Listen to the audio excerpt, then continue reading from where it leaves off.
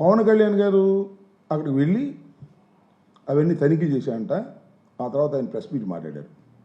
ఏం మాట్లాడారంటే, నేను కాకినాడ పోర్ట్లోకి వస్తుంటే 2 మాసాల నుంచి రావడానికి వీల్లేదని అడ్డం పడ్డారు ఒక మాట.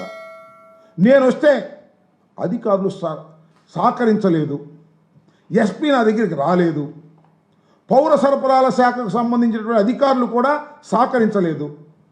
నేను సముద్రంలోకి వెళ్ళి ఆ పోర్ట్లో ఉన్నటువంటి ఒక ఓడలో జరిగేటటువంటి కార్యక్రమం చూడాలని బయలుదేరితే, మీరు వెళ్ళొద్దు సార్, రఫ్గా ఉంది సి, మీరు వెళ్ళటం ప్రమాదకరం అని చెప్పారు. అయినా సాహసం చేసి నేను వెళ్ళాను.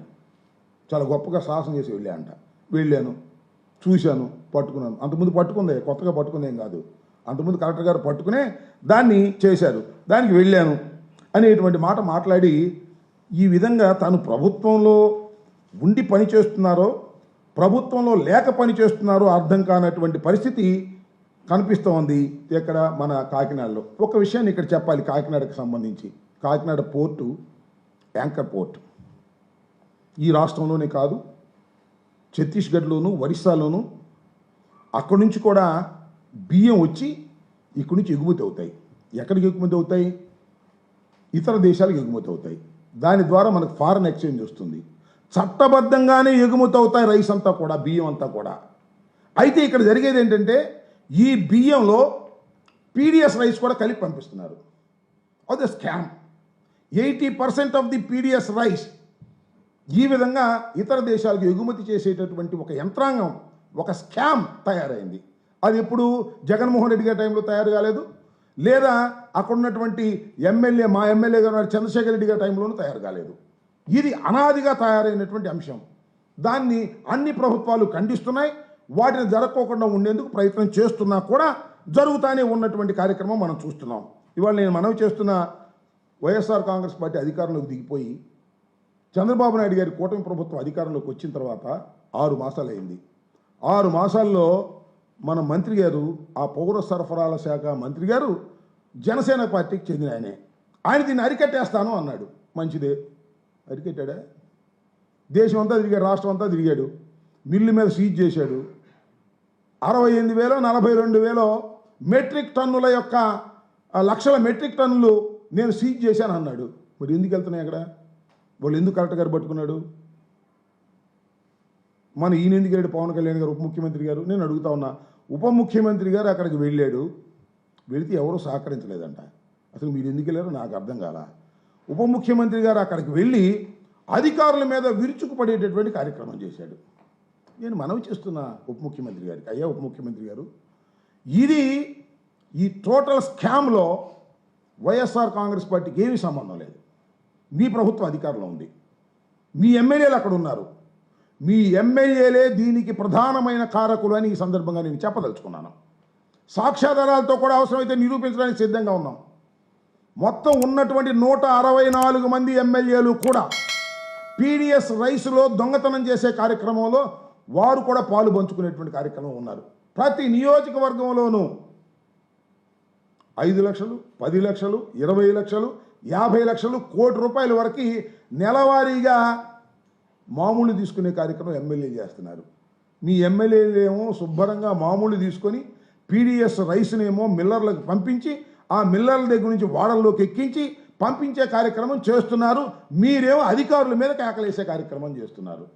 మీరు వెళ్తే, నేను అడుగుతా ఉన్నాను సార్ పవన్ కళ్యాణ్ గారిని, ఈ రాష్ట్ర ఉప ముఖ్యమంత్రి గారిని, అయ్యా మీరు వెళ్తే అధికారులు మీకు సహకరించలేదని నిప్పులు జరుగుతున్నారు కదా, అసలు ఎందుకు సహకరించలేదు? అసలు మీరు అధికారంలో ఉన్నారు కదా. బహుశా ముఖ్యమంత్రి గారు, మాకు అనుమానం వస్తుంది, ముఖ్యమంత్రి గారు మీరు వెళ్తే సహకరించొద్దని ఏమైనా చెప్పారా? లేకపోతే లోకేష్ బాబు గారు మీరు వెళితే అధికారులు ఎవరు సహకరించకూడదని చెప్పారా? ఉప ముఖ్యమంత్రి గారు అంటే చిన్నవారు కాదు కదా. 21 సీట్లు పోటీ చేస్తే 21 సీట్లు గెలుచుకున్నటువంటి వ్యక్తి, 100% స్ట్రైక్ రేట్ ఉన్నటువంటి వ్యక్తి ఎవరు? మన పవన్ కళ్యాణ్ గారు. ఆ పవన్ కళ్యాణ్ గారు వెళ్తే అధికారులు సహకరించలేదని చెప్పడానికి అది నాట్ ఫీలింగ్ షై. అధికారులు మీరు సహకరించకపోతే మీరు ఏం చేయాలి? అసలు మీరు ప్రభుత్వంలో ఉన్నారా, ఇంకా ప్రశ్నించే ధోరణిలో ఉన్నారా? ఒక్కసారి ఆలోచించుకోవాల్సినటువంటి అవసరం ఉందని కూడా మనం చేస్తున్నాం. ఈ ప్రభుత్వం వచ్చి సుమారు 6 నెలలు అవుతుంది. 6 నెలల నుంచి ఈ పోర్టుకి వస్తానంటే నన్ను ఆపేస్తా ఉన్నారని సాక్షాత్ ఒక డిప్యూటీ సీఎం చెప్పారు. కాకినాడ పోర్టుకి వస్తానంటే 6 నెలల నుంచి ఆపేస్తున్నారని చెప్పి ఆయన చెప్పడం విన్నాం. అసలు ఈ ప్రభుత్వం వచ్చినప్పటి నుంచి కూడా బియ్యం ఎగుమతులు, కాకినాడ పోర్టులో కార్యకలాపాల మీద ప్రత్యేకమైన దృష్టి పెట్టారనే విషయం అందరికీ తెలుసు, బహిరంగం అది.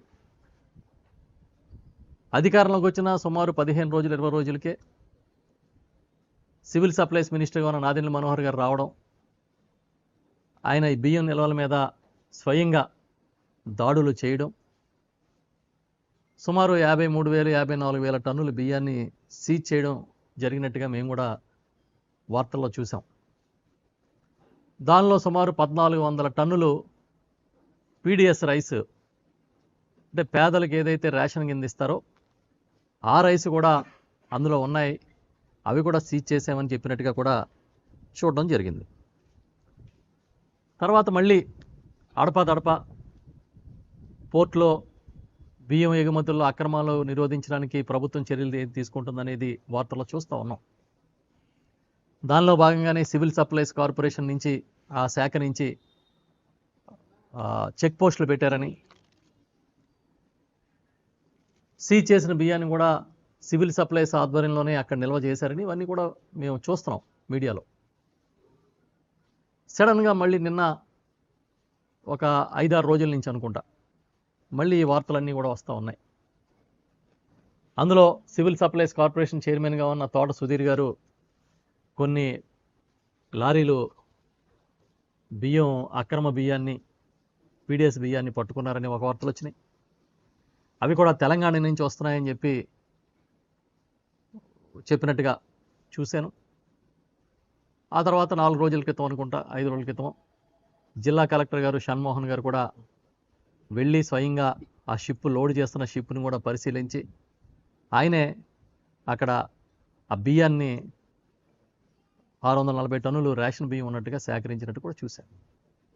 చాలా ఆశ్చర్యం ఏంటంటే ఈ 640 టన్నుల బియ్యం civil supplies department already Nadendla Manohar గారి ఆధ్వర్యంలో, మంత్రి గారి ఆధ్వర్యంలో సీజ్ చేసిన బియ్యమే అని చెప్పారు. అది ఆశ్చర్యం.